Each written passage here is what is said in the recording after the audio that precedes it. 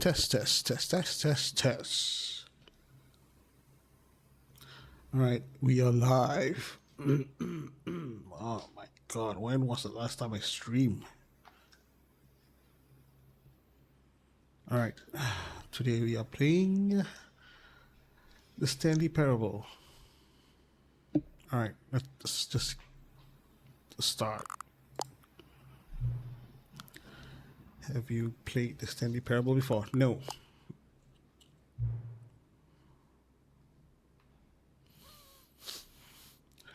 Just slide it until the computer is barely visible.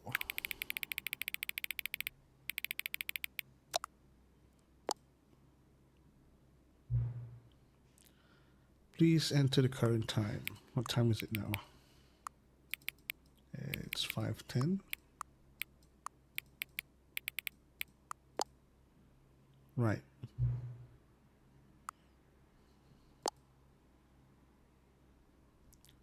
This is a fully narrative game.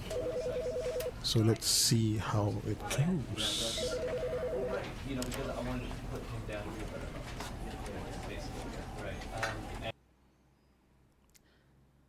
The end is never. The end is never. This is the story of a man named Stanley. Stanley worked for a company in a big building where he was employee number 427. Employee number 427's job was simple. He sat at his desk in room 427 and he pushed buttons on a keyboard. Orders came to him through a monitor on his desk, telling him what buttons to push, how long to push them, and in what order. This is what employee 427 did every day of every month of every year. And although others might have considered it soul-rending, Stanley relished every moment that the orders came in, as though he had been made exactly for this job. And Stanley was happy. Easy. And then one day, something very peculiar happened. Something that would forever change Stanley. Something he would never quite forget. He had been at his desk for nearly an hour when he realized that not one single order had arrived on the monitor for him to follow. No one had showed up to give him instructions, call a meeting, or even say hi. Never in all his years at the company had this happened, this complete isolation. Something was very clearly wrong. Shocked, frozen solid, Stanley found himself unable to move for the longest time. But as he came to his wits and regained his senses, he got up from his desk and stepped out of his office.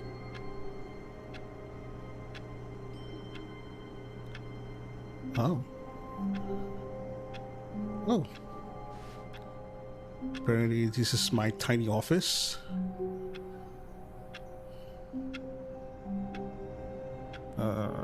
Let me adjust the sensitivity. It is way too harsh. Alright, let's see. Okay. This is not exactly Battlefield or Call of Duty. You need like a very twitchy camera. 429, where are you, 429? 428? It's locked.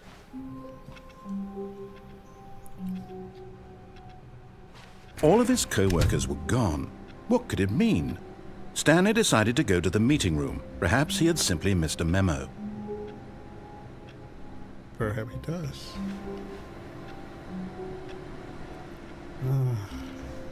No matter how hard Stanley looked, he couldn't find a trace of his co-workers.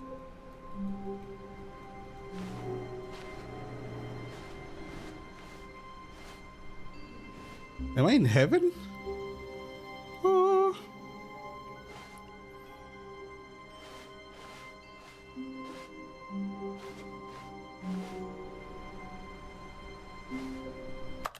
Should lower down sensitivity even more. All right. Feels great.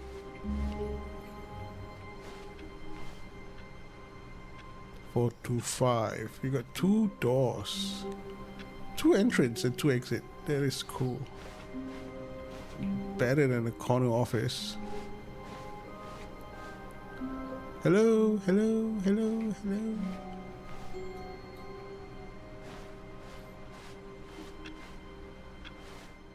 $4.17.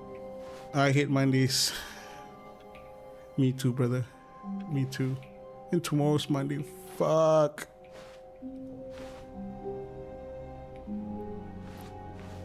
All the doors are locked.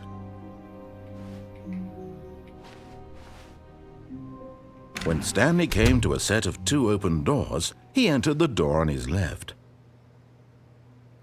Narrator, you want me to enter the door on the left? How about no? How about no? This was not the correct way to the meeting room, and Stanley knew it perfectly well. Perhaps he wanted to stop by the employee lounge first, just to admire it. I couldn't care less, narrator. I have my own free will. And this is what I choose. Ah, yes, truly a room worth admiring. It had really been worth the detour after all, just to spend a few moments here in this immaculate, beautifully constructed room. Stanley simply stood here, drinking it all in.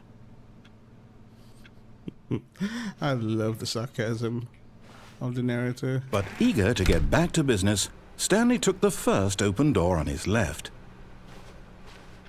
First open door on my left, which is this door. And I'm not gonna do it. I'm just gonna go ahead straight here. Stanley was so bad at following directions, it's incredible he wasn't fired years ago. Excuse me?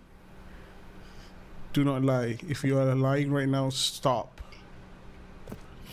I do whatever I want, narrator.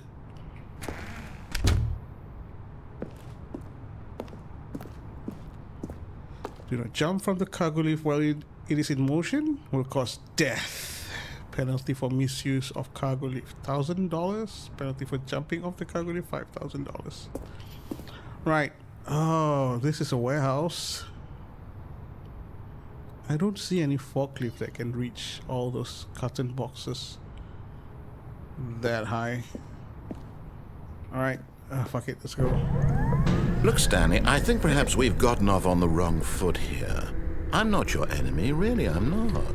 I realize that investing your trust in someone else can be difficult, but the fact is that the story has been about nothing but you all this time. There's someone you've been neglecting, Stanley. Someone you've forgotten about. Ooh. Please, stop trying to make every decision by yourself. Now, I'm not asking for me, I'm asking for her. Who's her? I have my own free will. What are you talking about? This is it, Stanley. Your chance to redeem yourself. No. To put your work aside. To let her back into your life. Who is she? She's been waiting. Who's her? Narrator, come on. I need an answer. I do not need you to be very coy about it.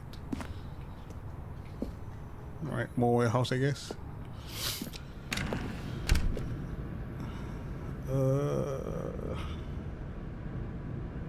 Alright, the forklift is here.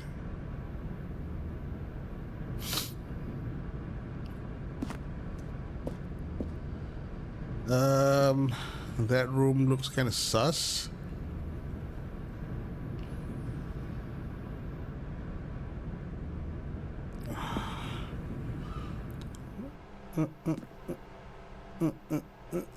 Fuck it. Oh. That's her, Stanley. Who? You need to be the one to do this. To reach out to her.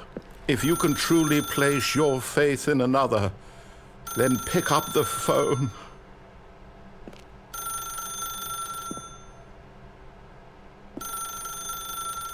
As Stanley picked up the phone, a white light engulfed him, filling him not just with radiance, but with hope. Hope for a life reunited one... Wait. Oh, goodness.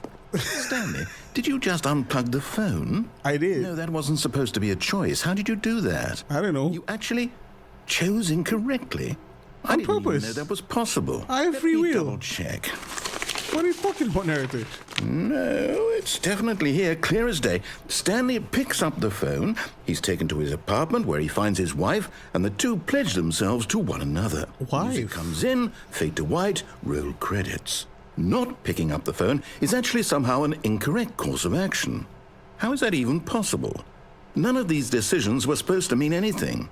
I don't understand. How on earth are you making meaningful choices? What did you... Wait a second. Did I just see... No, that's not possible. I can't believe it. How had I not noticed it sooner? You're not Stanley. You're a real person. I am a real person. I am a real person.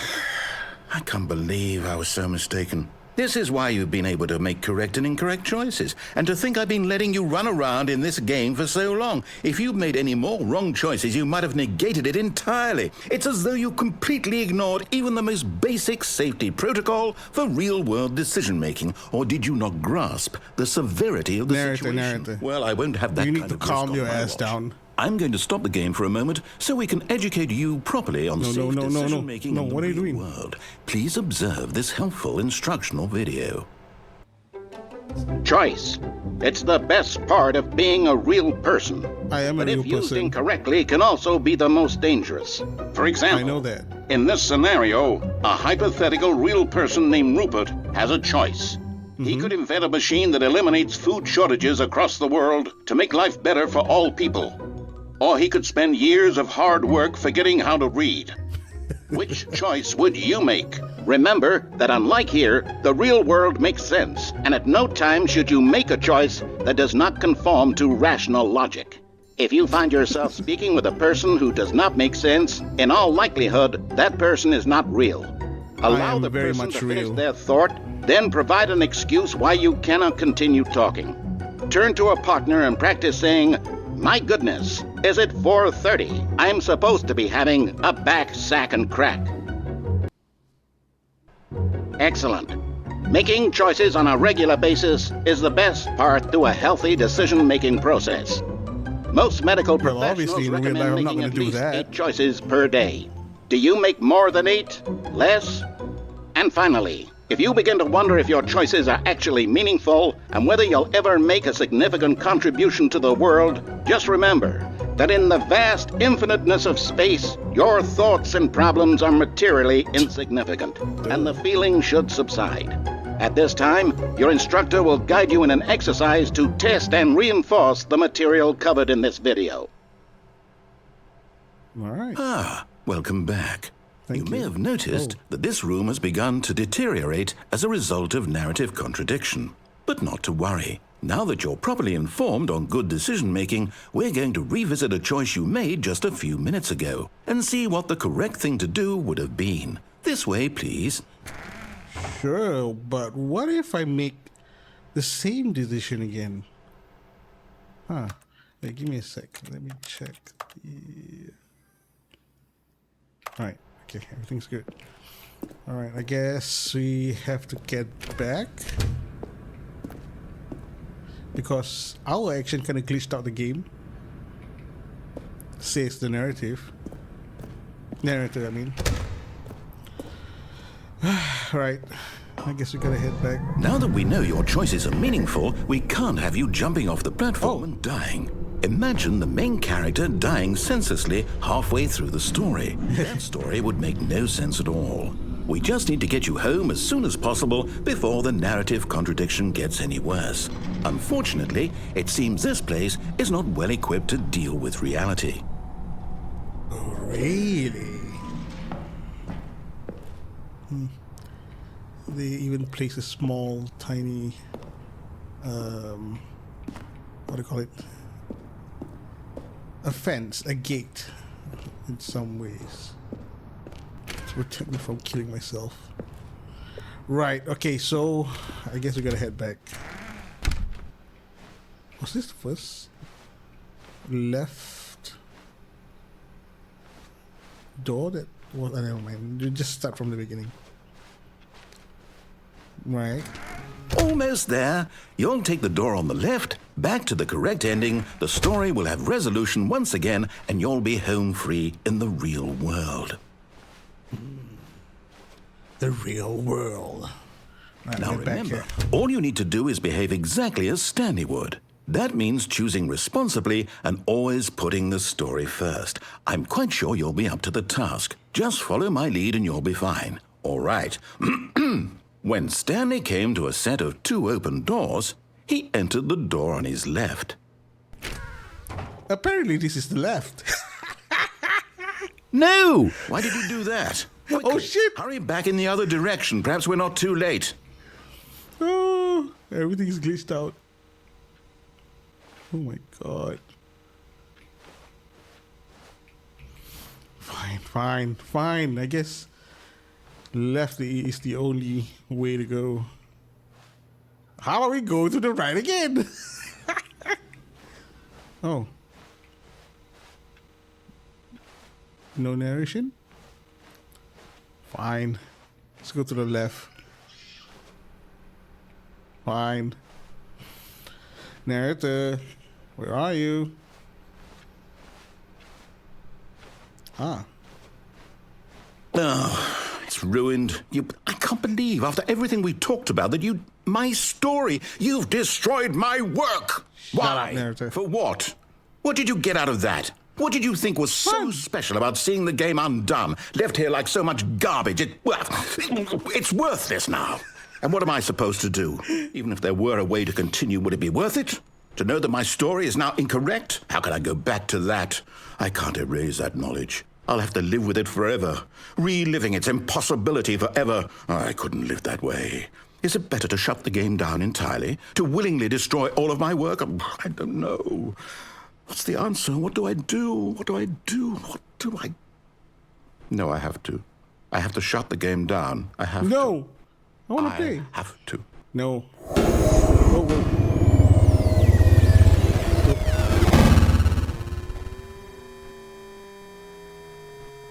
Damn it, narrator. Did you... Oh.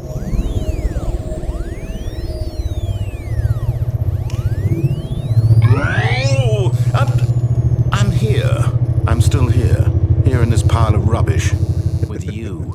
You, who thought you were so clever. Now I am look where we clever. are. My entire game is destroyed. It was the only thing in the world that was mine, and you've run it into the ground. What, did you think that would Sure be about funny? that? You just It have to is. see. Didn't I It is impress funny. upon you how important it was to be like Stanley? He actually knows how to do what I tell him to. He understands that if I say to do something, there's a damn good reason for it. That thought hadn't even occurred to you, had it? That there's Yeah, because a I'm not world Stanley. outside of you. You're a child. I am.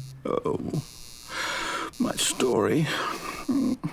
If you'd just gone through the door on the left, you would have seen it. There was a whole underground facility. You would have destroyed it and been victorious. It would have been so perfect. I worked so hard on it. I tried so hard to make... Yep. That's all you do, narrator. behave exactly as Stanley would. That means choosing responsibly and always putting the story first. I'm quite sure you'll be up to the task. Just follow my lead and you'll be fine. All right. When Stanley came to a set of 2 open doors, he entered the door on his left.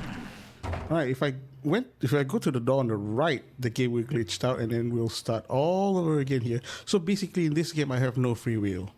I just have to follow the narrator. But it will be funny to, fuck with the narrator and,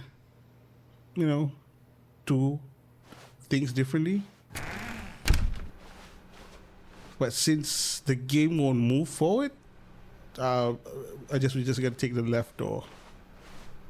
All right. Now like it looks proper.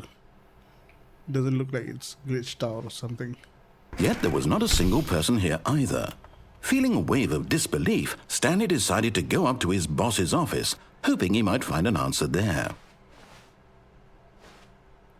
The future was yesterday, tomorrow is now.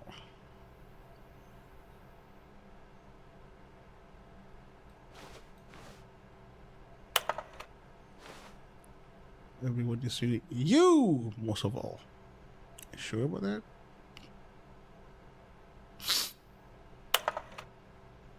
Number of slides on this slide. Slide, charts, chart, and slide. All right. Rate of Where at which chart on the same slide depict the same information? Apparently it is the same information. Please no more chat, please, I'm begging. Stop.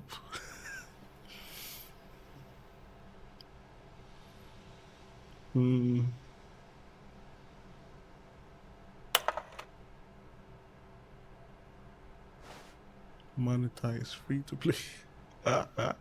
That sounds like every other game, every other free to play game.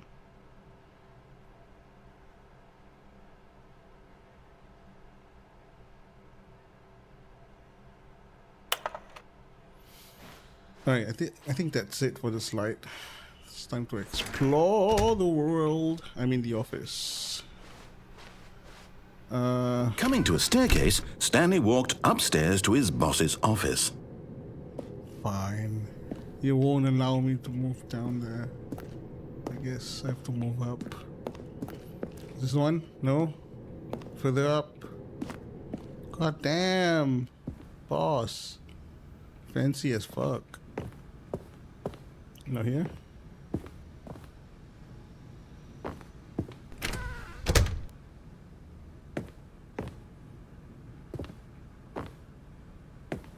Oh. Mystery boss. Stepping inside his manager's office, Stanley was once again stunned to discover not an indication of any human life. Shocked, unraveled, Stanley wondered in disbelief who orchestrated this until he saw the door with a voice receiver next to it.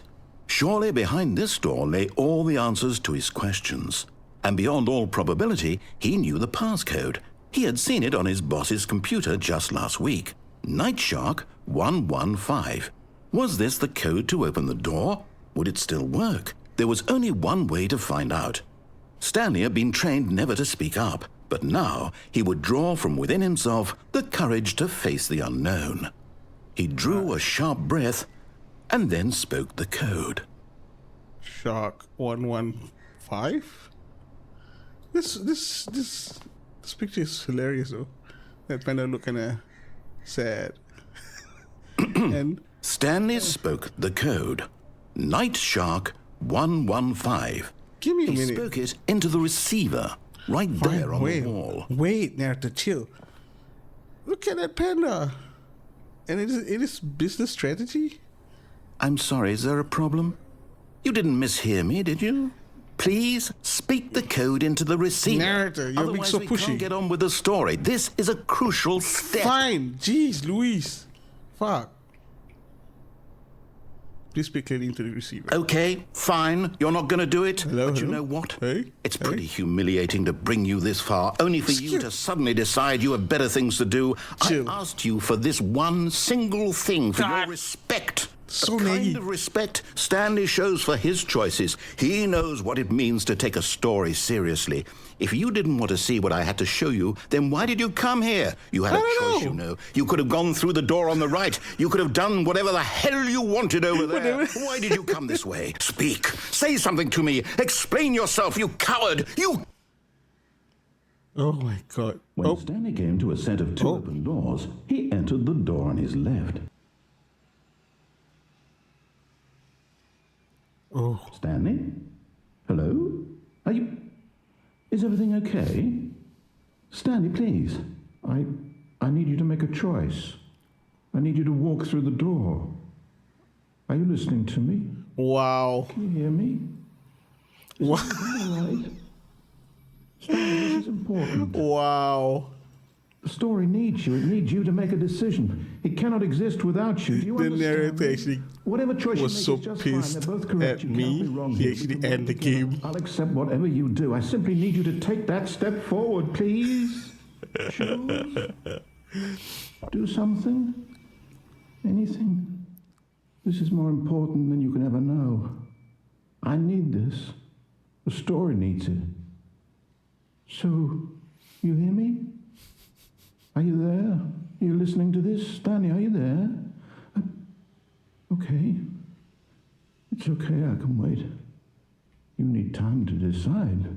Time to make sure your choice is correct. That is the best choice. It is. Sorry, It's all Leroy. right.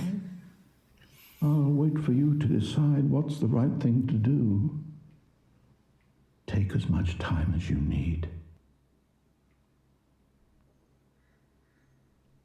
Damn it.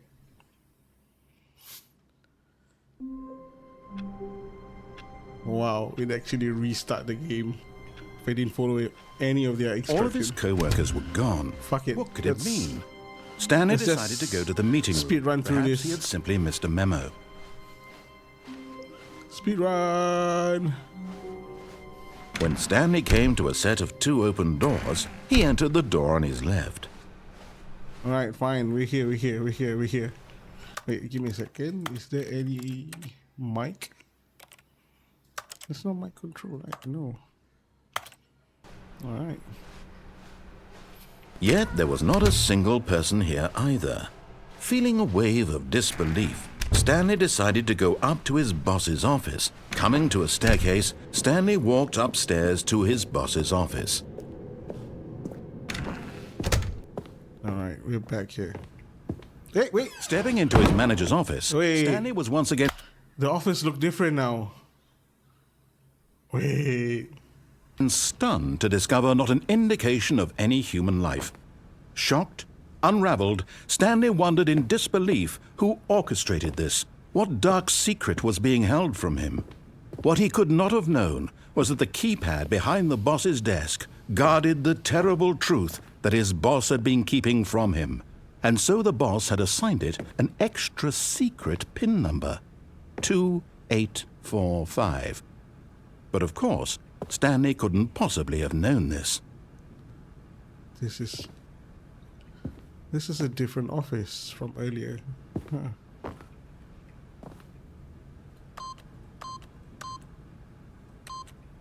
Yet incredibly, by simply pushing random buttons on the keypad, Stanley happened to input the correct code by sheer luck.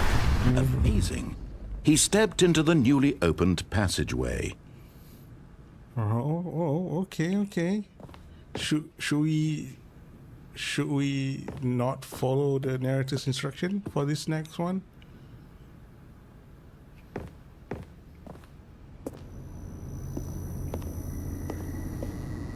Alright, where am I going?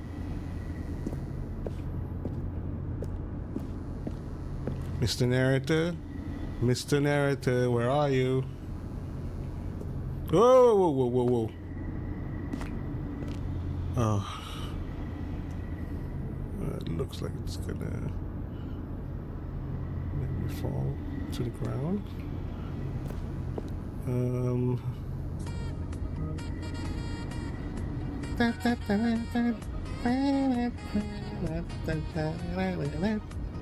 Hello, S3. Welcome. How's it going?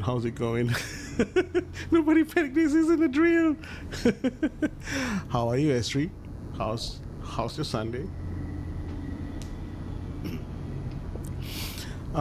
You just missed the best part of the game, I think. Well, I just started the game. Oh, okay.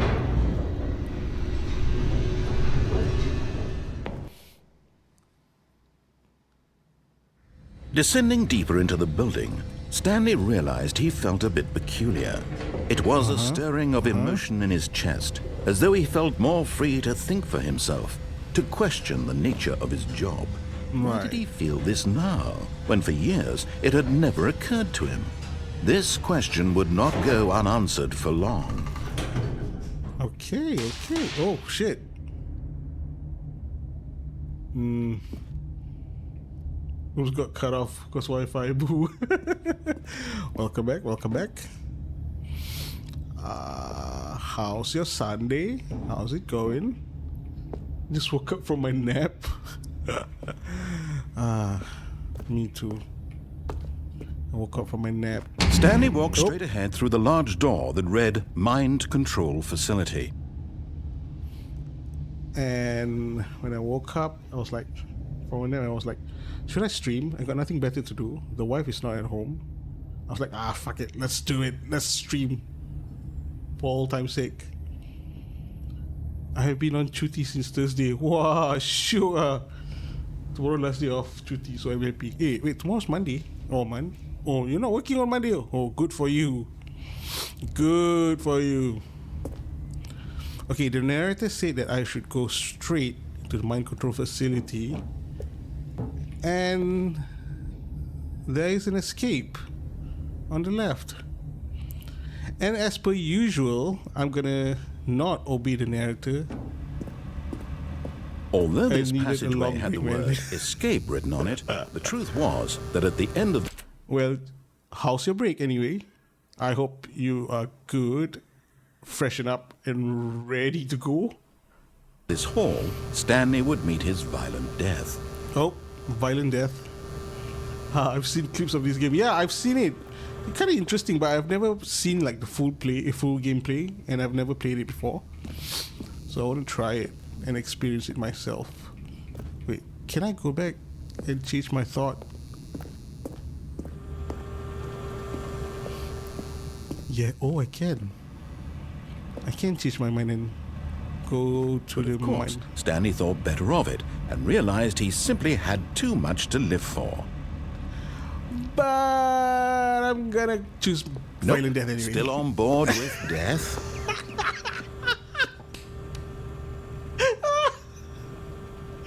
Oh my god. I love the narrator. Wait, was it? Where's the last name? I didn't pick a clear statement. Also, there's some meta madness. Uncle Bear will be serving as always. Yes, serving the people. Oh man, this kind of makes me think twice. Should I go back, or should I just escape? But the thing about this game is, you can either follow the narrator's instruction, or since you got free will and such, you can go do your own thing. The door behind him was not shut. Stanley still had every opportunity to turn around and get back on track. I know, narrator. But I'm a curious gamer, so I want to go there and see how that goes. And I want to see what kind of ending or split of the story it's going to be. Alright, I'm going to proceed.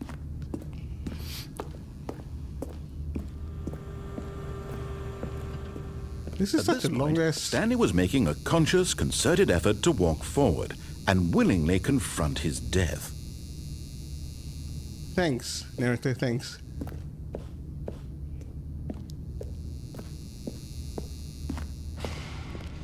Ooh, death.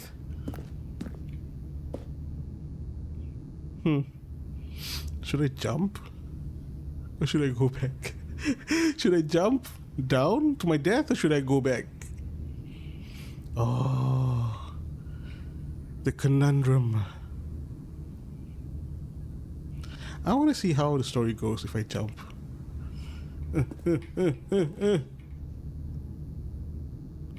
Whee!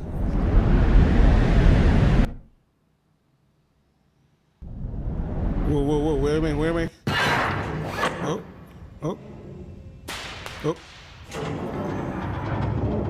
As the machine whirred into motion and Stanley was inched closer and closer to his demise, he reflected that his life had been of no consequence whatsoever. Stanley can't see the bigger picture.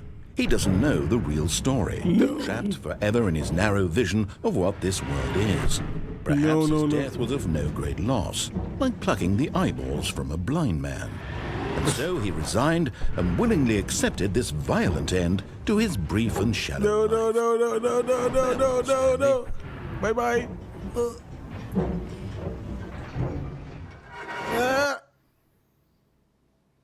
Farewell, Stanley, cried the narrator, as Stanley was led helplessly into the enormous Female metal narrator. jaws. In a single visceral instant, Stanley was obliterated as the machine crushed every bone in his body, killing him instantly. Whoa. Huh. Apparently I was not killed. Huh. Okay. I got another lease of life. That was so close. Stanley. The Stanley parable. Okay. Well, And yet it would be just a few minutes before Stanley would restart the game, back in his office, as alive as ever. What exactly did the narrator think he was going to accomplish? who is this female narrator?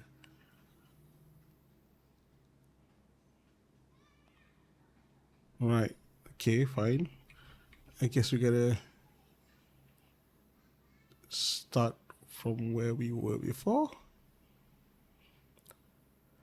Wait. When every path you can walk has been created for you long in advance, death becomes meaningless, making life the same.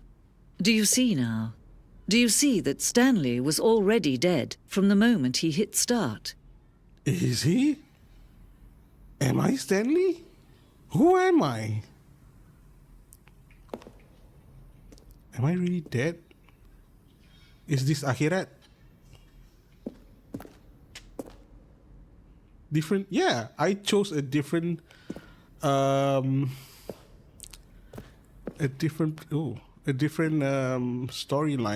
choose a different decision, and kind of goes here. Nature's painting, office layout. The office from the beginning of the game, path service.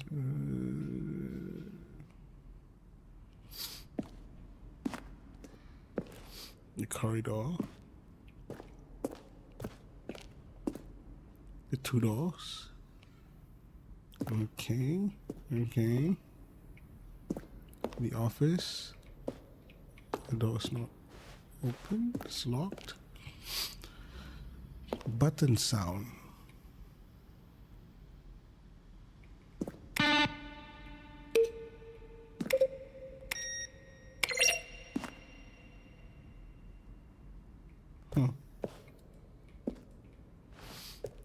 Oh, that's a credit.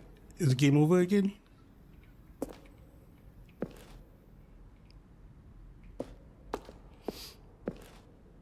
Ah, which way should we go?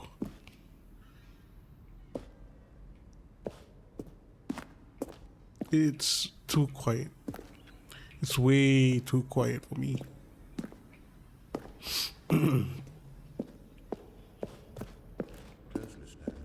See how it's impossible for the player to do anything in this room. Perfect example of poor level design. Textbook. Stanley? It's the kind of thing you'd pick up on intuitively if you had even the most fundamental understanding of good and bad game design.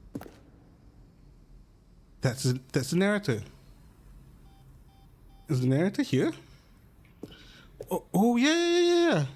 We were supposed to go to the mind control facility, and we escaped. Oh wait, I'm not gonna go here first. I'm gonna explore to different parts of this place. Freedom ending. This was the first incarnation of the game in the game's alpha. Countdown desk. Freedom. What was that? Monitor room elevator.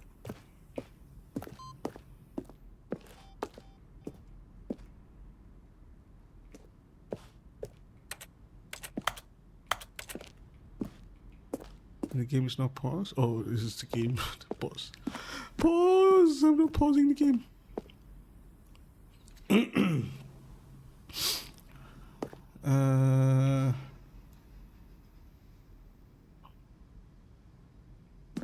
Meeting room.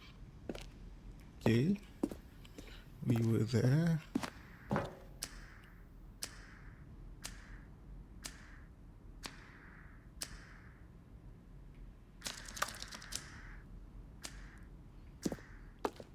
I think this is a preview. No, a review of what I did earlier in the game that makes me fail the mission? Right. Will the game feature capybaras? I hope so.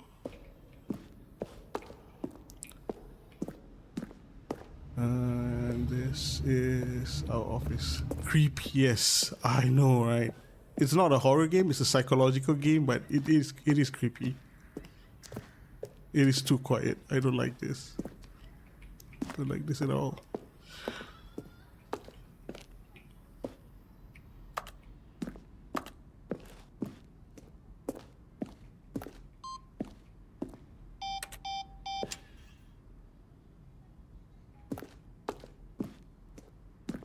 Oh, what is this? It's like the narrator is God. Yeah, but this kind of God doesn't give me any free will.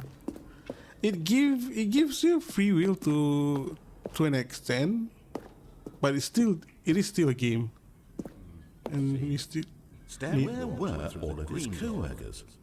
Oh, I don't know. How about they're throwing a surprise party for him for all his button pushing? Does that sound plausible to you? It's a clip on it. Oh, fine.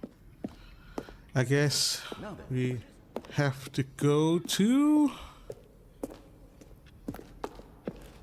Oh, where was it again? Here, right? Yeah, it is.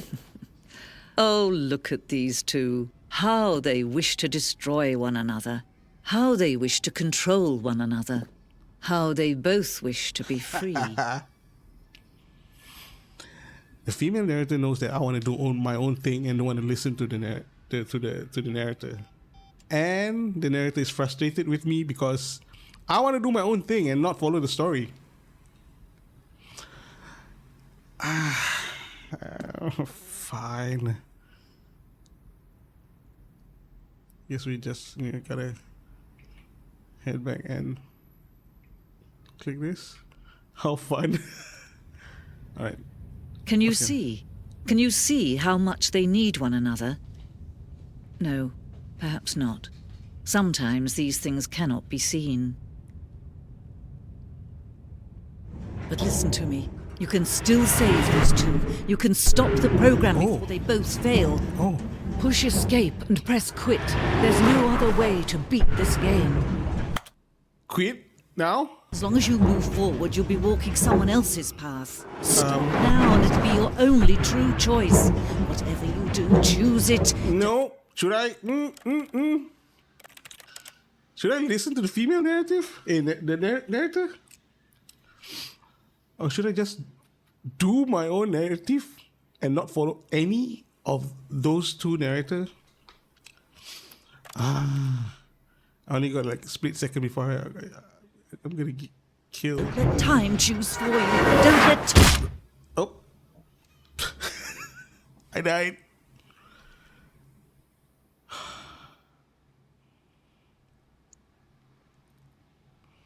Okay. Wow. Started from the beginning. Okay, third option. Third option, start again. Alright, we start again. Fine. I'm gonna listen to the narrator. Co-workers were gone. What could it mean? Stanley decided to go to the meeting room. Perhaps he had simply missed a memo. The narrator won't let me do my own thing. Fuck. Okay. The first try, I went on the right door. The right door caused a glitch to the game, and I was forced to use the left door. So I'm going to use the When left door. Stanley again. came to a set of two open doors, he entered the door on his left. Yeah, the first time I went to the door on the right, it angers the narrator. All right. Okay, I'm gonna Yet there was not a single person here either. zoom Feeling a past wave here. of disbelief, Stanley decided to go up to his boss's office. Coming to a staircase, Stanley walked upstairs to his boss's office. Let's... Wait a minute. What's that? Executive bathroom? It was not here before. Wait, let me see the boss's office. Okay, it looks like the second option. Can I enter the executive bathroom? Oh, yes, we can. Oh, okay. I got the feeling money's for stealing, but not yours, of course. What's that? So that's a lovely purse. Is that so? Imagine you speedrun the game and then I can't even finish it. With the game this clever, I think there should be an option. I don't know. But first, let's finish the game. Oh. The panda. Shit, I'm supposed to go to the office though. I'm diverting again.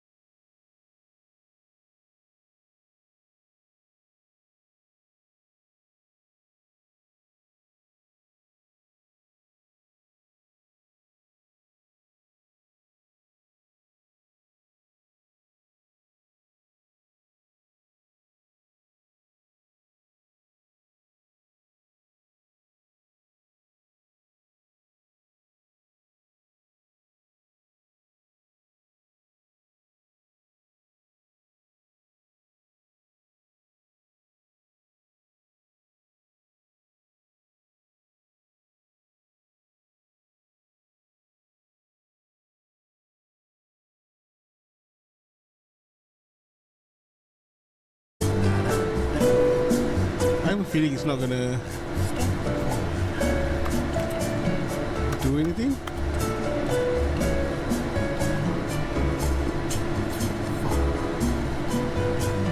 Let's try click. Yeah, it's not gonna go anywhere. What a tease. What a cock tease.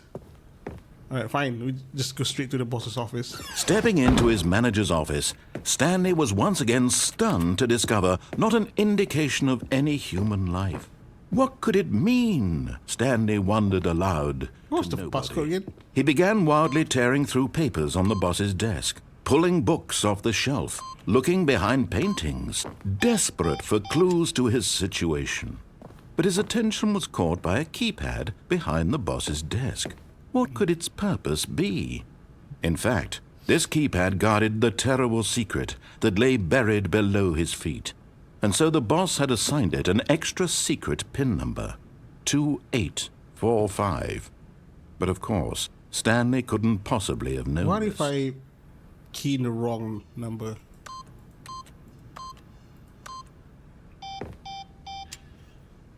Stanley just sat around twiddling his thumbs. Trying to input anything on the device was useless, since he could never possibly know that the combination was 2845. Fine. Yet incredibly, by simply pushing random buttons on the keypad, Whoa. Stanley happened to input the correct code by sheer luck. Amazing. He stepped into the newly Okay. opened passageway. This is where we were earlier when you came in, S3. I guess we're going down. Sherlock West. The sarcasm is on point. Alright. Oh. Okay, back to where we were before. Stanley walked straight ahead Okay. through the large door that read Mind Control Facility. Fine. We are not going to go to the left to escape. We're going to go to the mind control facility. Mind control facility it is. I don't like this. Narrator.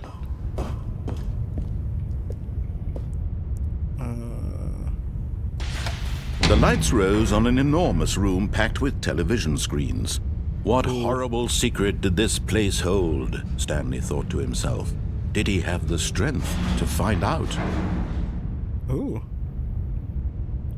Another platform.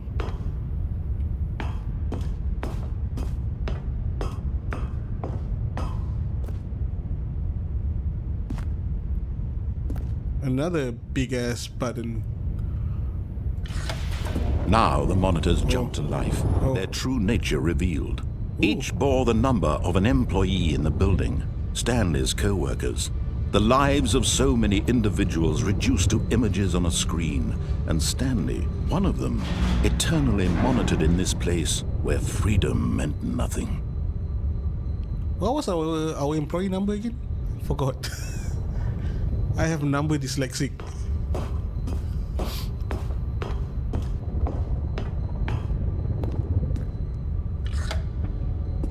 This mind control facility, it was too horrible to believe. It couldn't be true. Had Stanley really been under someone's control all this time? Was this the only reason he was happy with his boring job? That his emotions had been manipulated to accept it blindly?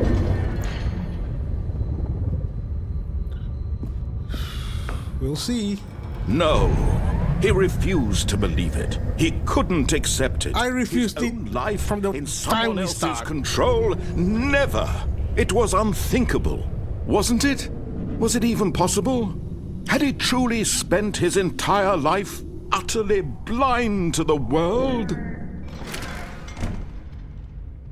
I don't know, narrator. You tell me. But here was the proof. The heart of the operation. Controls labeled with emotions. Happy or sad or content. Walking, eating, working. Let's go all of top it thing. monitored and commanded from this very place. And as the cold reality of his past began to sink in, Stanley decided that this machinery would never again exert its terrible power over another human life. For he would dismantle the controls once and for all.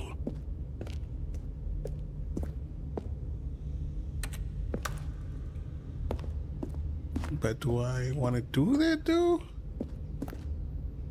It's 5. The other buttons doesn't have any numbers on it.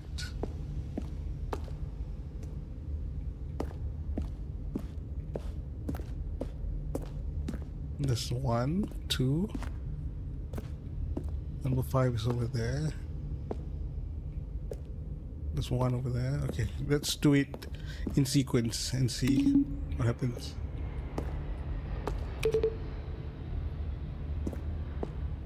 Fuck lah, the jets again.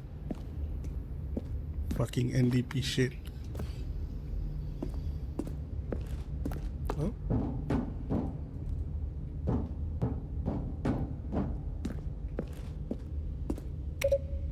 Three.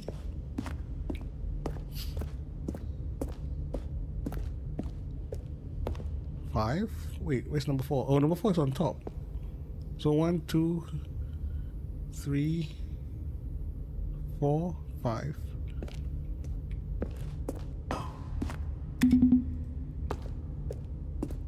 Oh. Mind control idle awaiting inputs.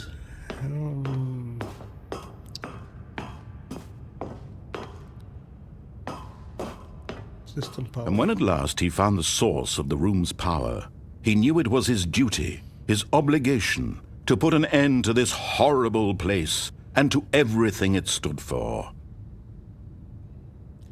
And as usual, I'm gonna do the other option. Oh, Stanley, you didn't just activate the controls, did you? After they kept you enslaved all these years, you go and you try to take control of the machine for yourself. Is that what you wanted? Control? Oh, Stanley, I applaud your effort, I really do. But you need to understand, there's only so much that machine can do. You were supposed to let it go, turn the controls off, and leave. If you want to throw my story off track, you're going to have to do much better than that. I'm afraid you don't have nearly the power you think you do. For example, and I believe you'll find this pertinent, Stanley suddenly realized he had just initiated the network's emergency detonation system. In the event that this machine is activated without proper DNA identification, nuclear detonators are said to explode, eliminating the entire complex. How long until detonation then? Let's say 2 minutes. Wait, hold on. I think you can. If I'm not wrong, you have the option to ban. Okay. Now this is making things a little more fun, isn't it, Stanley? What? It's your 2 minutes? time to shine. You are the star. It's your... Wait, no, okay. Let me. I think I added a command for VIP to do it. I'm a cute VIP, not a slave mod. Cute indeed. Wait, give me a second, yeah.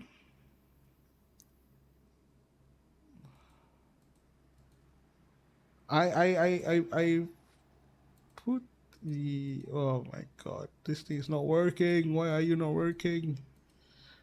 My streamer bot is not currently working for some reason. I mean, I added a command for only VIP and mod can ban a user. Or whatever, we just continue with this story. Your story now. Shape it to your heart's desires. Oh, this is much better than what I had in mind. What a shame we have so little time left to enjoy it. Mere moments until the bomb goes off. But what precious moments each one of them is. More time to talk about you, about me, where we're going, what all this means. I barely know where to start. I know, right? He's so sassy, You'd like to so know where your salty. co-workers are. A moment of solace before you're obliterated. All right, I'm in a good mood. You're gonna die anyway. I'll tell you exactly what happened to them. I erased them. I turned off the machine. I set you free. Of course, that was merely in this instance of the story. Sometimes when I tell it, I simply let you sit there in your office forever, pushing buttons endlessly and then dying alone. Other times, I let the office sink into the ground, swallowing everyone inside, or I let it burn to a crisp. I have to say... Oh, we got less than a this minute. version of I'm not sure events what I has can been do, but rather I'm just going to amusing. try. Watching you try to make sense of everything and take back the control wrested away from you, it's quite rich. And almost hate to see it go. Shut up, narrator. Sure, whatever I come up with on the next go around will be even better. My goodness, only 34 seconds left. But I'm enjoying this so much. You know what? To hell with it. I'm going to put some extra time on the clock. Why not? These are precious additional seconds, Stanley. Time doesn't grow on trees. Oh dear me, what's the matter, Stanley?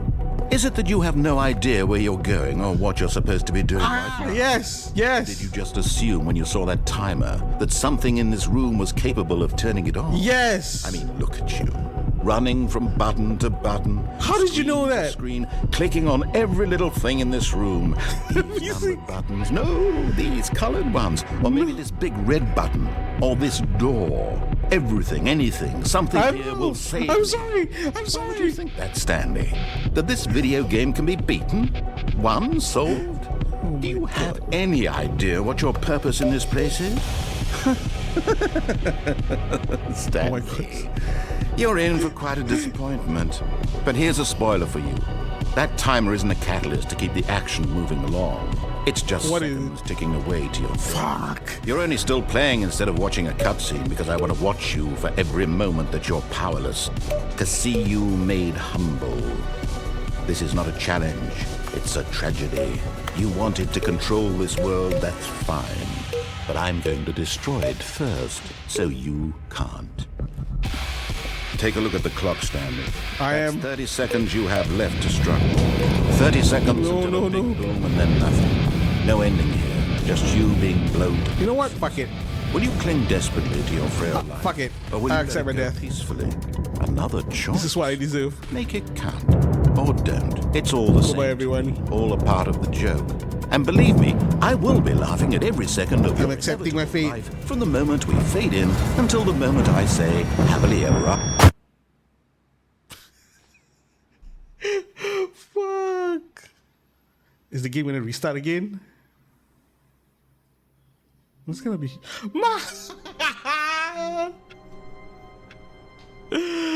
Oh my god. This is on me though. This is All on of his me. co-workers were gone. What could it mean? I make this decision. Stanley decided to go to the meeting room. But Perhaps I'm he had curious, simply missed though. a memo. I want to see what happens if I didn't follow instruction, the narrator's instruction. When Stanley came to a set of 2 open doors, he entered the door on his left. Okay, so I died how many times already now? 4? 3 times? 3 times. Yet there This was is my not a 4th run. single person here either. Feeling a wave of disbelief, Stanley decided to go up to his boss's office. Coming to a staircase, Stanley walked upstairs to his boss's office. Alright, I'm not gonna play with the lift now. I'm gonna go straight in. The moment he entered his manager's office, Stanley froze in his tracks. Not a living soul anywhere. Could he really be all alone? This was too much for Stanley to take. Too much for any man to What was it? take. 2548, is He it? fell to his knees, bursting into half moans, half sobs, the God. guttural retching of life from a man shit denied memory. any hope, any reason to keep going. Here on the floor, he lay prone, paralyzed by fear for nearly a full hour. Stanley's like But the when final at last version he of game began to through move bug about and testing. survey the situation, That is so he true. found a keypad behind the boss's desk. Oh, by the way, raffle. What could it mean? Was it Ah. a sign of hope for Stanley's future? Alas, it was Alright, not. let's see. For Let's see, although let's this keypad guarded the terrible secret of Stanley's past, 2458, it had been 2548. assigned a 4-digit code so devious and so random that no man could ever hope to guess it. 2845. Statistically, nearly impossible to guess blindly. The click doesn't register. 2, 8, 4, 5. Okay. Yet incredibly, by simply pushing random buttons on the keypad, Stanley happened to input the correct code by sheer luck. Amazing. He stepped into the newly opened passageway.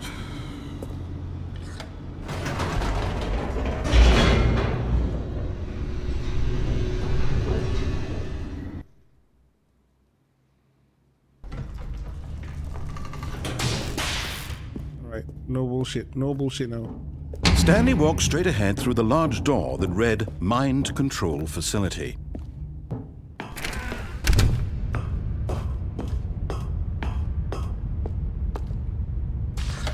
The lights rose on an enormous room packed with television screens. What horrible secret did this place hold? Stanley thought to himself. Did he have the strength to find out? Alright, you're gonna speed run through this. You can't even run, but okay. Now the monitors jumped to life, their true nature revealed. Each bore the number of an employee in the building, Stanley's co-workers. The lives of so many individuals reduced to images on a screen, and Stanley, one of them, eternally monitored in this place where freedom meant nothing.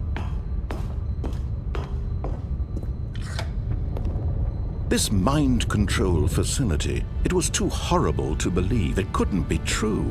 Had Stanley really been under someone's control all this time? Was this the only reason he was happy with his boring job? That his emotions had been manipulated to accept it blindly? I think the Apple series He Severance refused to believe it. He couldn't accept it. His own got life his- in got someone the else's idea from this control. game. Never. Kinda feels the same. It was unthinkable, wasn't it? Was it even possible?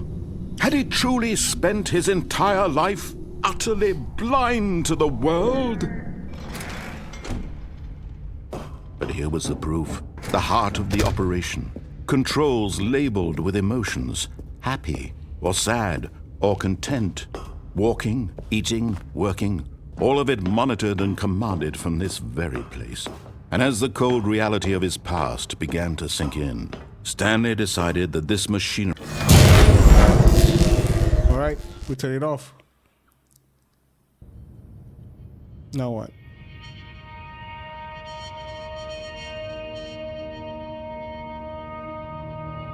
blackness, and a rising chill of uncertainty. Was it over? Was it over? Yes. He had won. He had defeated the machine, unshackled himself from someone else's command. Freedom was mere moments away.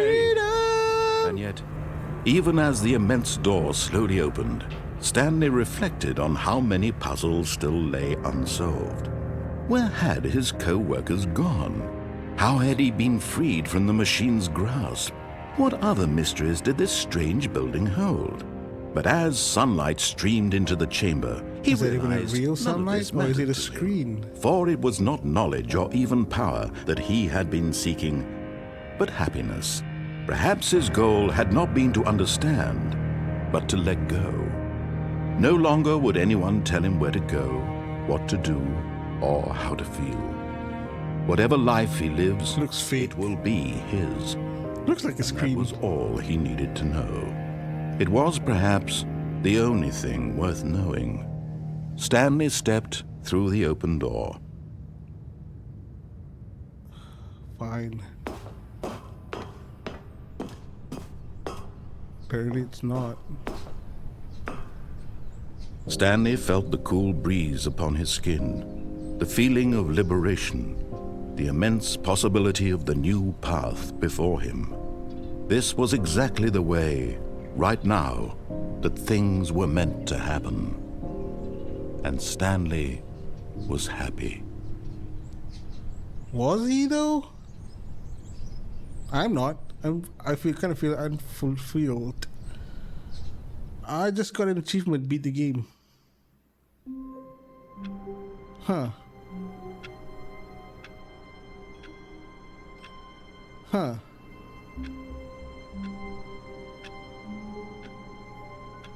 Okay.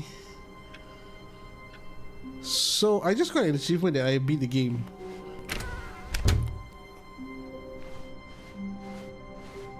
We're back here again.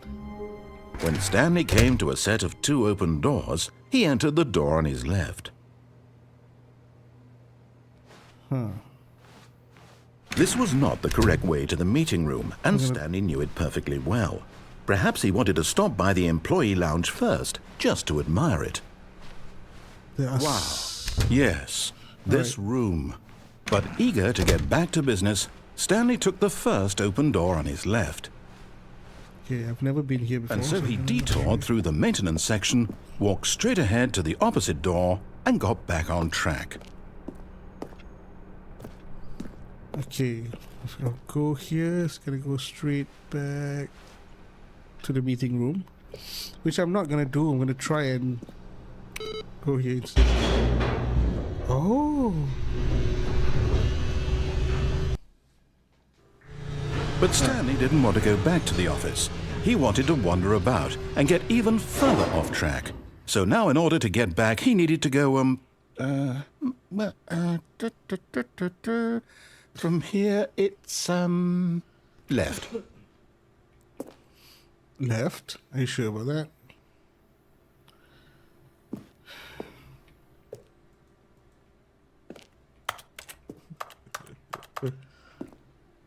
Narrator's confused. He's not supposed to narrate this part of the journey, so he's kind of like, left? Oh, no. No, it's to the right. My mistake. Excuse me, Mr. Narrator? Fine. No, not the right. Why would I have ever said it was to the right? What was I thinking? It's clearly... Oh, dear, would you hold on for a minute, please? Every time I followed the instruction, the ending was boring. Right, left, down, That is so true. right. Yep, okay, yes. I've got it now. This story is absolutely, definitely this way. Huh? I wonder if anyone animated the narrator. Oh, that would be hilarious, though. Oh. I don't have the skill to animate. I hope people does. Can animate the narrator. Oh, wait, eh?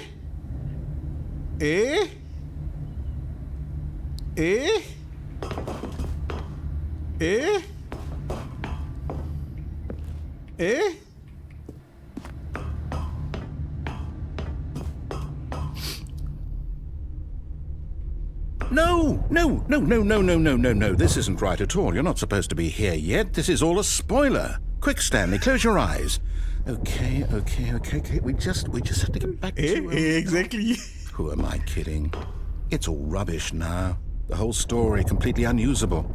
How about, rather than waste my time trying to salvage this nonsense, we'll just restart the game from the beginning. And this time, suppose we don't wander so far off track, Okay, from the top. God.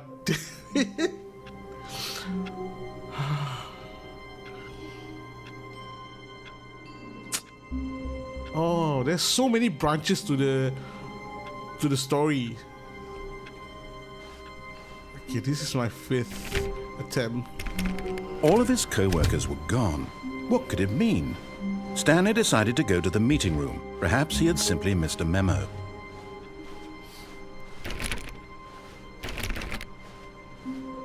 All right.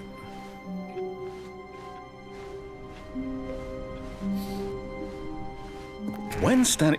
Wait, what? What? No, I'm... I have the same reaction as the narrator. Restarted. I swear, I definitely restarted the game over, completely fresh. Everything should be... Oh, did something change? Stanley, did you change anything when we were back in that room with all the monitors? I did not. Move the story somewhere or... Hold on.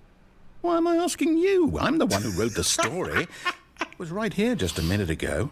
I know for sure that it's here somewhere. Okay, then. It's an adventure. Come, Stanley. Let's find the story. Oh my God.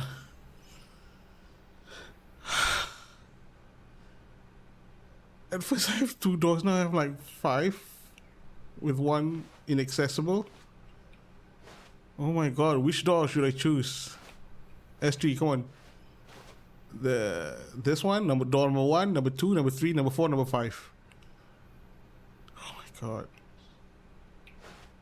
Number 2 and 3 we've already been like a lot of times. So I'm guessing number 1. I'll say it. This is the worst adventure I've ever been on. I can promise you there definitely was a story here before. Do we need to restart the game again? No. Well, I find it unlikely that we'll ever progress by starting over and over again, but it's got to be better than this. Okay, let's give it a shot. Why not? What? Bitch. Why would you do that? S3 already choose 4. We haven't decided. Oh, fuck lah. All of his co-workers were gone. What could it mean?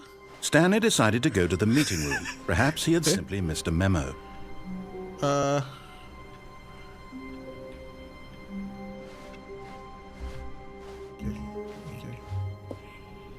Alright. Wait, what? There's no door now?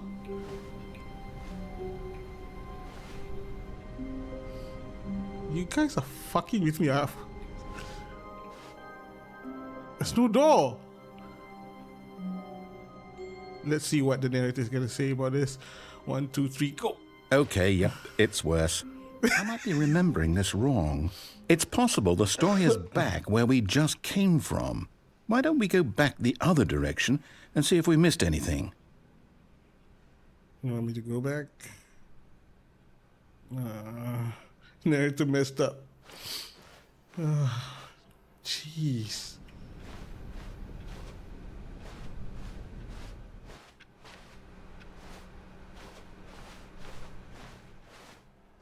Aha!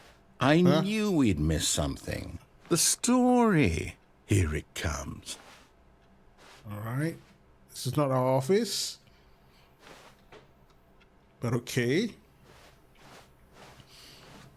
Where is this leading to? Eh? No, wait, never mind. Not the story. Okay, let's head back the other way and retrace our steps. Narrator, come on.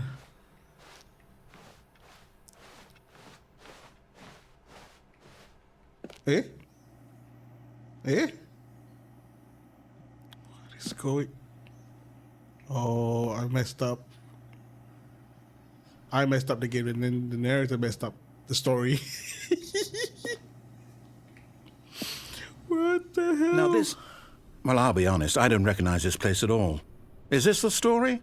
I don't think so. I can't quite recall, but I believe my story took place in an office building. Is that correct? Do you remember, Stanley? Well, do you know what? Since I've completely forgotten what we were supposed to be doing, how about this? You win! Congratulations! Yes, win! I know you put in a lot of hard work, and it really paid off. The narrator just gave up on me. Oh, no. No, I don't feel right about this at all. We both know you didn't put in any actual work for that win. Some people win fair and square, and this was not one of those situations. Okay? I'm getting weirded out by whatever this place is. I don't care what might happen this time. I have to restart. Thanks for the redeem. Okay, we're back again. The narrator really got angry and restart the game. All right, I've got a solution. This time, to make sure we don't get lost, I've employed the help of the Stanley Parable Adventure Line. Yay! Just follow the line. How simple is that? Narrator, if you know me, you know that I don't follow instruction.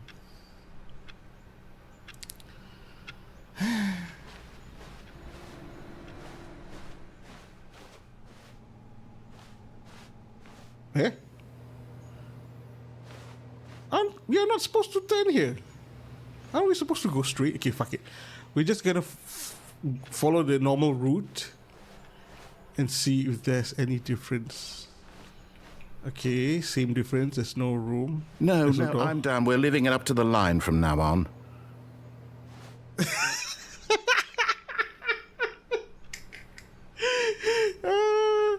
The narrator got fed up. Oh my god. Fine, we're just gonna follow the line. Okay.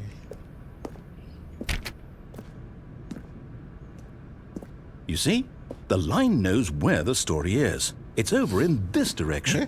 Onward, Stanley, to destiny. Though, here's a thought. Wouldn't wherever we end up be our destination, even if there's no story there? Or to put it another way, is the story of no destination still a story? It's a Simply by mystery. the act of moving forward, Are we implying a journey such that a destination is inevitably conjured into being via the very manifestation of the nature of life itself? Okay, Stanley, I need to follow this train of thought for a minute. Just stick with me. Now, we can both agree that the nature of existence is in fact a byproduct of one's subjective experience of that existence, right? Right. Okay. Now, if my experience of your existence rests inside of your subjective experience of this office, is this office, in fact, the skeleton of my own relative experiential mental subjective construct? Whoa. Hang on. That got a bit weird back there. Well, I'd like to apologize. Not sure where I was going with all that. You know what? I think what we need right now is a bit of music to lighten the mood. Yes, please. Nope, not that music is too loud. Whatever this is, whatever this ending is, I love it.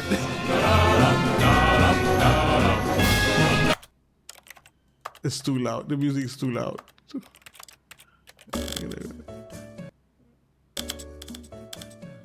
Maybe they did it on purpose to be this loud.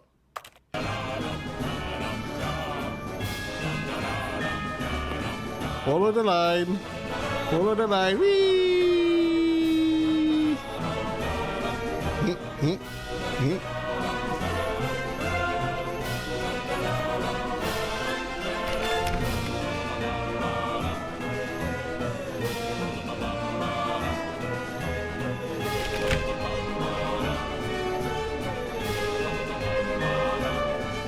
Ooh, where is this leading to? Oh my god, I'm gonna get lost. Oh, oh, it's a circle.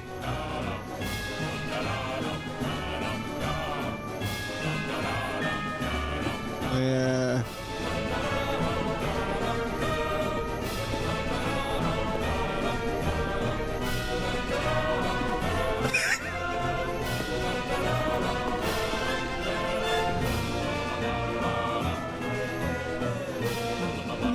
I can't get there.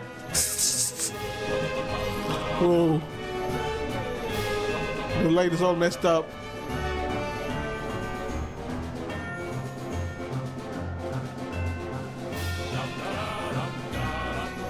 My thoughts exactly. The light's going havoc.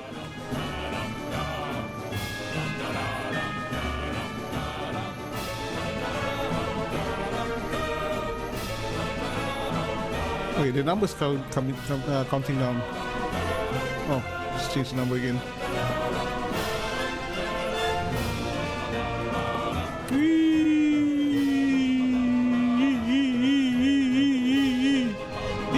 Wait.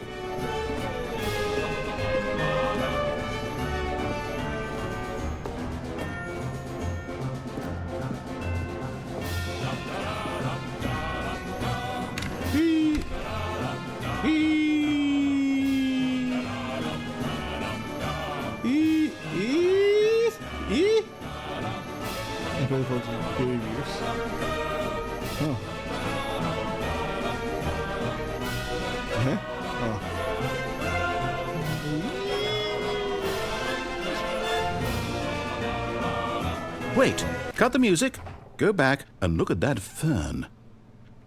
Stanley, this fern will be very important later in the story.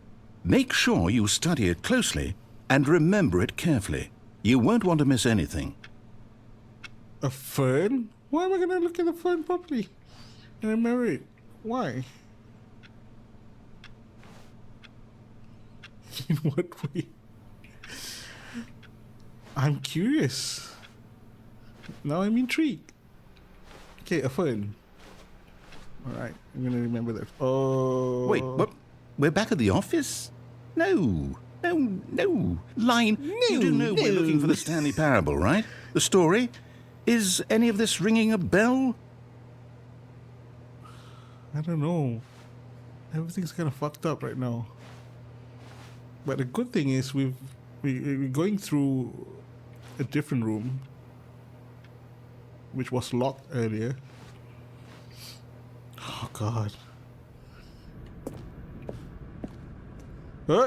We're back here. Oh, no, not again, Line. How could you have done this to us? And after we trusted you, after everything we've been through... The bugs are out of control. I can't take this anymore. To hell with it. Restart. Wow. Character, come on. You gotta be patient, man. Alright. Okay, now the lines are straight instead of going to room 430. You know what, Stanley? I say forget the adventure line. What's it ever done for us? We're intelligent people, right? Why can't we make up our own story? Something exciting, daring, mysterious. Ooh, this all sounds perfectly doable. Why don't we simply start wandering in, well, I don't know. How about this direction? Oh.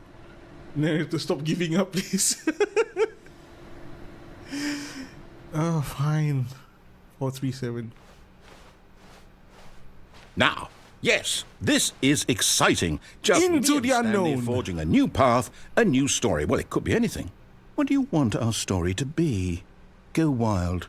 Use your imagination. Whatever it might be, Stanley, I'm ready for it. Can it be a love story between the narrator and I, Stanley? Huh? Narrator? Huh?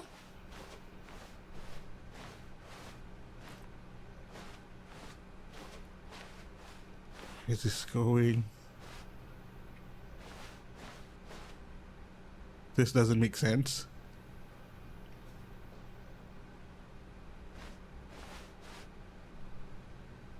Shit. Oh. Logic out the windows. If there's any window. Oh. Oh, no, not you again. Stanley, I'd also like to veto the line from having any role in our awesome new story. No lines or monitor rooms. Just don't acknowledge it, and we should be fine. Okay, fine.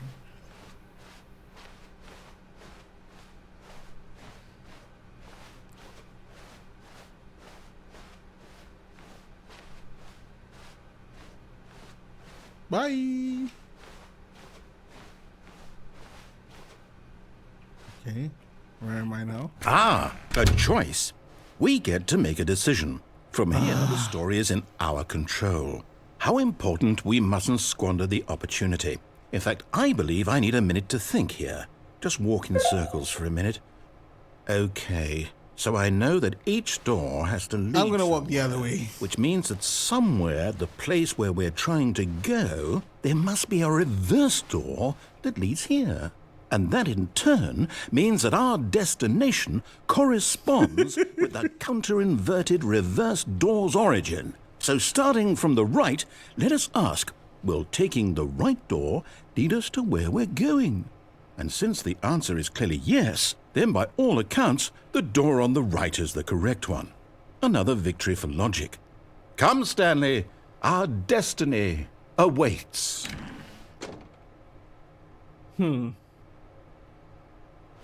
Let me see if the left door is locked. It is locked. So, this is our only choice.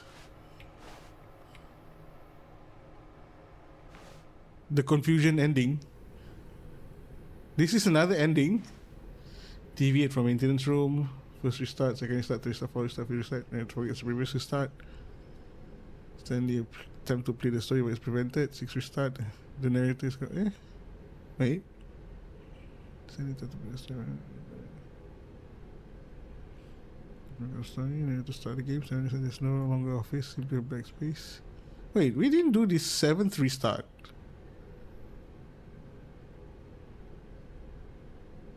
And the 8th restart. 8th restart, the narrator is gone after a long time. Stanley dies. The hell? We've been playing the confusion ending for almost 20 minutes. Oh, hold up, what's this? The confusion ending. You're telling me that's what this is? It's all one giant ending? I'm And we're so supposed to confused. restart the game, what, eight times? That's really how all this goes? It's all determined? So now, guess. according to the schedule, I restart again. Then what? Am I just supposed to forget? Well, what if I don't want to forget? My mind goes blank simply because it's written here on this thing, wall. Well, who consulted me? Why don't I get to decide? Why don't I get a say in all of this? Is it really... No, it can't be. I don't want it to be. I don't want the game to keep restarting. You are I don't want to gaining forget what's going sentient on. narrator. I don't want to be trapped like this. I won't restart the game. I won't do it. I won't do it. I won't do it. And the timer stopped? Does that mean, did we do it? Did we break the cycle? The, whatever it is that made this schedule? How would we even know? Will someone come for us? Will something happen? So, okay. I guess now we just wait, you know. I suppose in some way that this is a kind of story, wouldn't you agree? I'm not quite sure if we're in the destination or the journey, though they're always saying that life is about the journey and not the destination. So I hope that's where we are right now. We'll find out, won't we? Eventually. Well, in the meantime, if you do... Oh my god, that nearly gave me a heart attack. Oh my god, terperanjat aku, sial.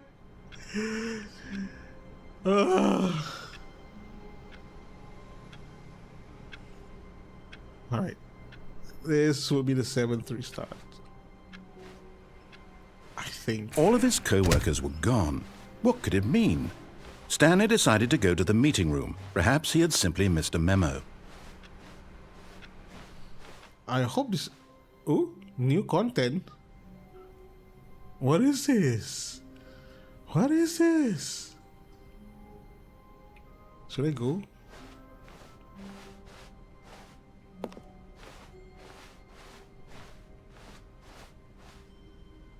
Bro, it's different.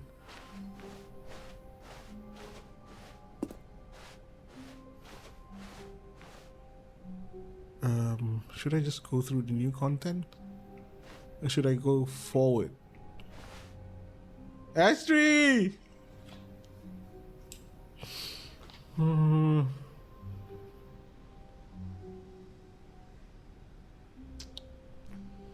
Which way should we go?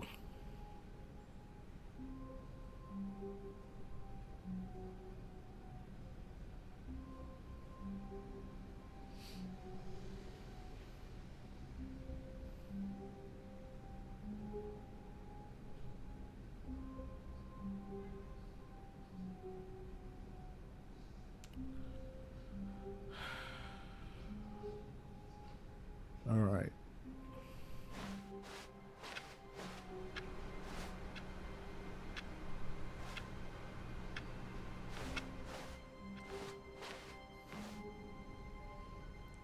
Should we go to the new content or should we go straight? Okay. Oh, new content? What does that mean, new content? I don't know either, narrator.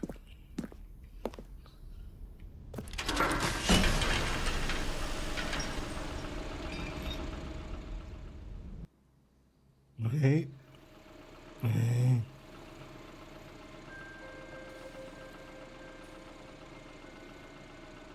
Hello, and thank you for playing the Stanley Parable Ultra Deluxe. As you may know, the Stanley Parable was a video game released in 2013 on home computers.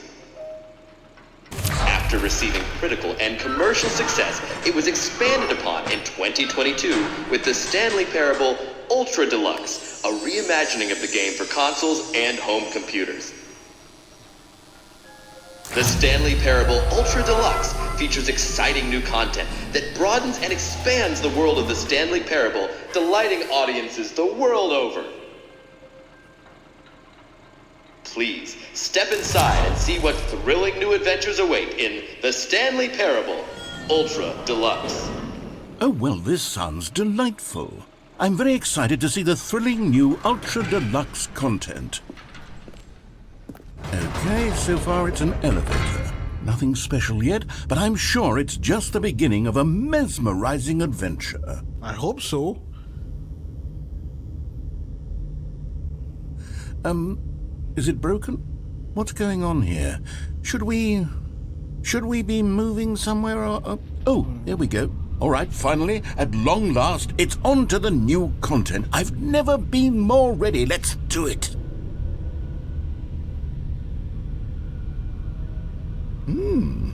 Shit. Gotta turn on the lights. Getting dark.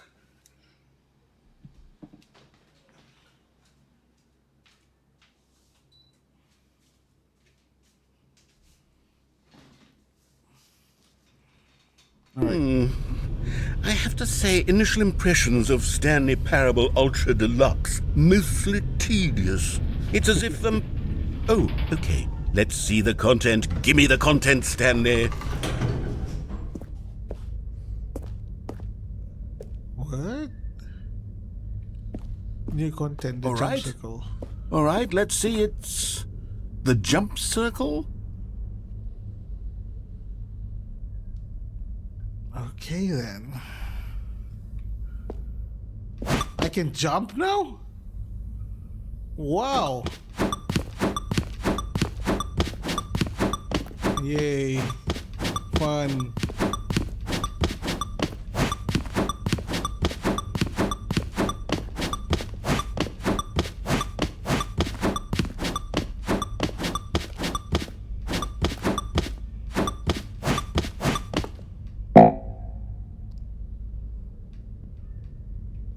I can't jump anymore? What the hell? Limited jumps. Wow. That's it? That's the only jump you give me? 34 jumps? God damn it. Is that it? Surely that's not all the new content. There has to be something else, right?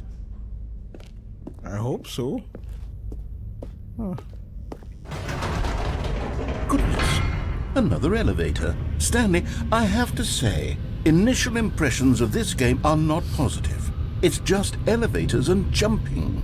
Is this what passes for exciting new content? If this is new content, then I could just read you the whole dictionary. There's 20 hours of new content right there. Hell, I could count to 30 trillion. You could put that on the box. The Stanley Parable Ultra Deluxe, now with over 1,000 hours of new content. And if... Oh, wait. There's more. Very good. Yes. Very good. I knew there had to be something else. Let's see it. I'm ready for whatever it is. Sure you are, narrator. Thank you for enjoying the new content. That's it. That's it. That's it? Oh, you've got to be kidding me. You see, Stanley?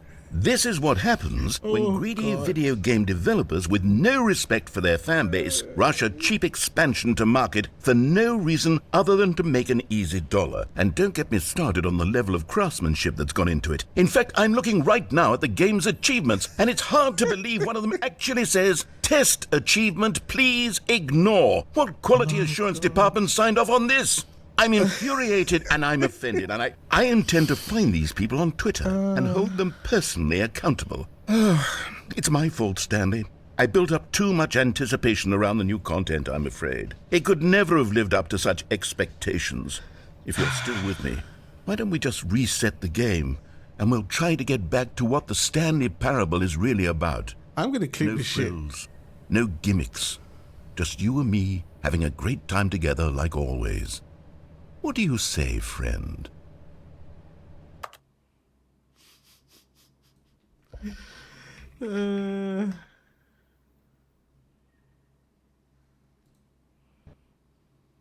Oh.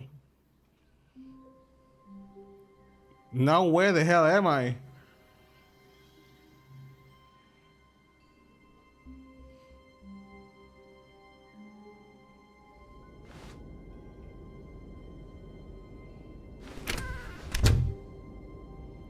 This place is getting stranger and stranger. Wait, does the clip function work?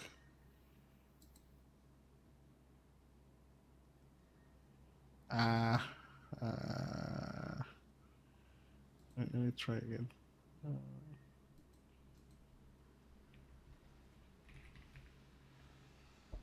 Is it supposed to be working? Oh, it's not working. God damn it. Fuck it. Fuck it. Okay. It's, yeah, the picture it's supposed to be this. This. Psst! Stanley! Come over here! In the vent! I want to show you something! Give me a sec, narrator. Oh, you don't want to see the cool surprise I made for you? Well, fine. You're a dork anyway, so who cares? Fine, Stanley, geez, you're like a child. Oh, never mind. You're not a dork.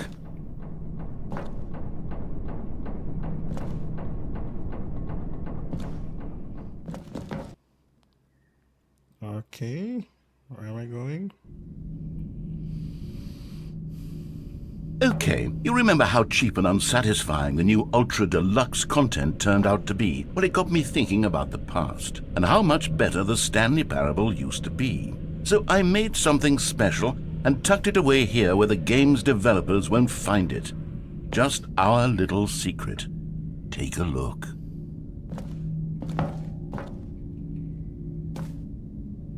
Ooh, what is this? The hell? Is this Elden Ring? Is that Limgrave?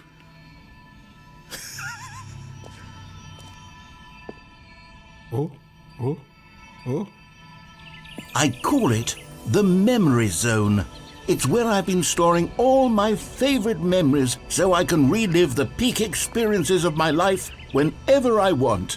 Experiences like the launch of the Stanley Parable on PC.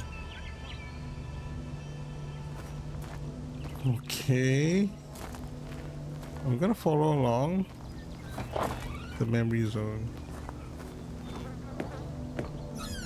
You see, Stanley, doesn't the Memory Zone remind you of how wonderful Stanley Parable was before it was sullied with a cheap re-release? Remember back in October of 2013, when the game originally launched? Back then, video games had integrity. Back then, it all meant something. Oh, the waste.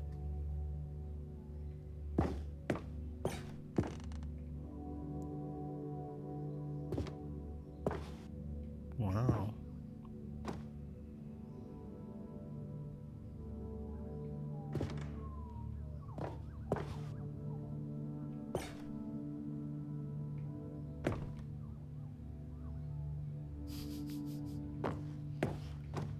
The original remake.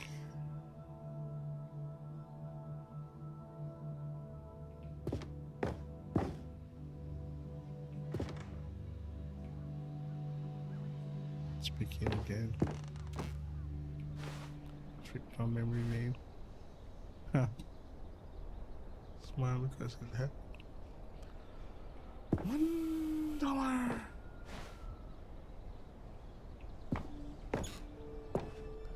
Go outside. Don't play for 5 years. Oh, this is one of the achievement for the game. An achievement. It is possible to get this achievement.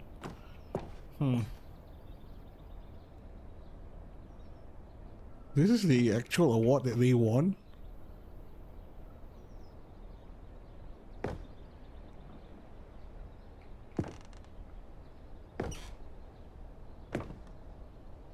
Stanley Parable deals tough choices.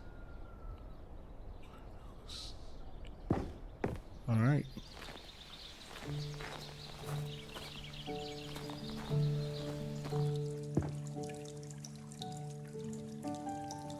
And over here is where I keep reviews of the Stanley Parable. Like this stunning triumph of games journalism, 10 out of 10 from Destructoid.com. James Stephanie Sterling writes, and I quote, "Where so many games that aspire to be more than games end up less than any form of art, Stanley Parable strives and then succeeds to be every game ever created." Did you hear that, Stanley? Every game ever created. That's how grand and all-encompassing the original Stanley Parable was.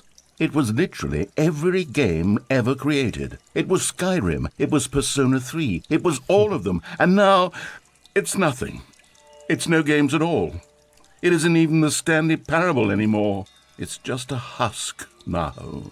A lifeless husk with an hour of new elevator content. An hour of elevated content.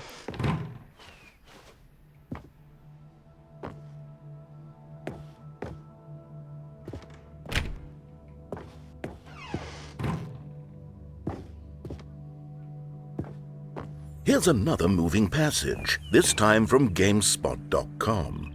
The Stanley Parable is both a richly stimulating commentary on the nature of choice in games and one that offers some of the most enjoyable, surprising, and rewarding choices I've ever been confronted with in a game. 9 out of 10. Don't you get it, Stanley? The game was perfect. It didn't need anything else. It didn't need new content. It just needed to be left alone, to spend the rest of time collecting dust in the hallowed hall of beloved video game memories. I don't think the narrator is okay after the confusing ending. Yeah, it broke the narrator. God.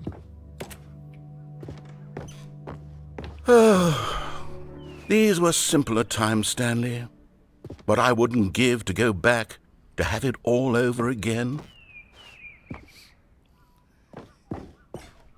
Wait, hang on. I don't recall this part of the memory zone before. What's this? What's down here?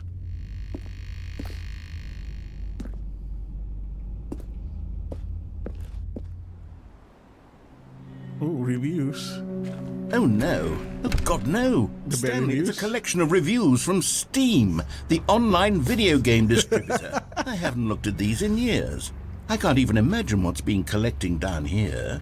Surely these reviews were glowing as well, weren't they?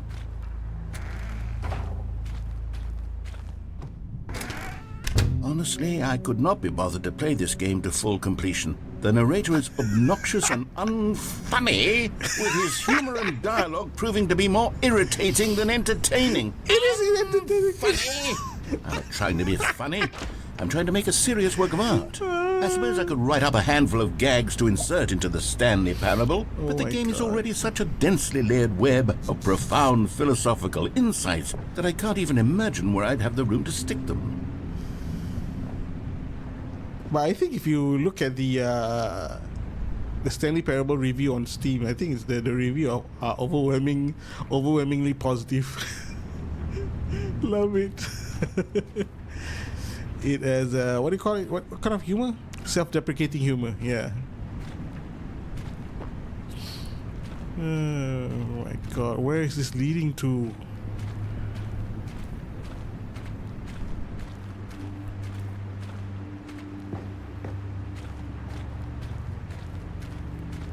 More Steam reviews? Hell yeah.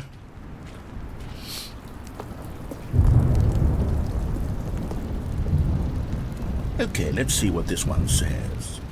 While the idea for the game is good, for someone who prefers non-linear games, this preachiness gets annoying fast. Preachy? Stanley? I'm not preachy, am I? You can tell me if I'm preachy. Honestly, you can. Oh, goodness. This is actually quite shocking for me. Well, to be honest, I had always thought of the game's dialogue as being rather terse to begin with.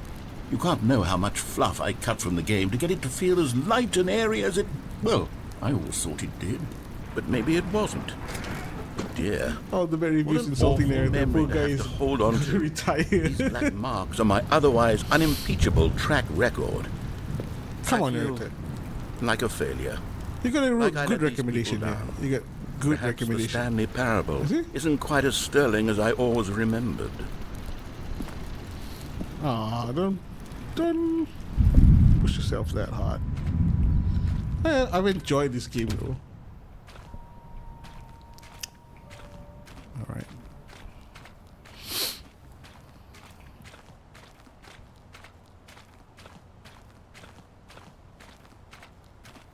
Another bad review. What's this one got to say? You constantly have to stop doing anything so the narrator can catch up with his long-winded explanations of what's happening. I wish there was a skip button. A skip button? Well, yes. Yes, I think we can do that. If I'm truly too preachy, then maybe letting you skip ahead for just a moment, surely it couldn't hurt. Not if it means we can strike these negative reviews from the record. Only positive reviews of the Stanley Parable. That's my motto today, and it's always been my motto. I'd do anything for the customer, Stanley. Yes, a skip button we shall have. Oh. A skip button? You're giving me a skip button? Huh. And here it is. Go ahead and give it a shot. I'll pop you forward in time so that the second my incessant droning starts to bore you, with just the push of a button, you'll have zipped right past it. It's what the players have been asking for, and I'm very proud to have delivered. No more listening to me rambling on and on and on. No, no, no, no. The Stanley Parable is a game for the people.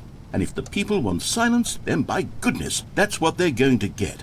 Well, don't sit around waiting for me to shut up. Go ahead and make me shut up. Here, we'll pretend that I've just begun an interminable monologue. I And it actually goes something like enjoy this. The story and the choice. chattering non-stop.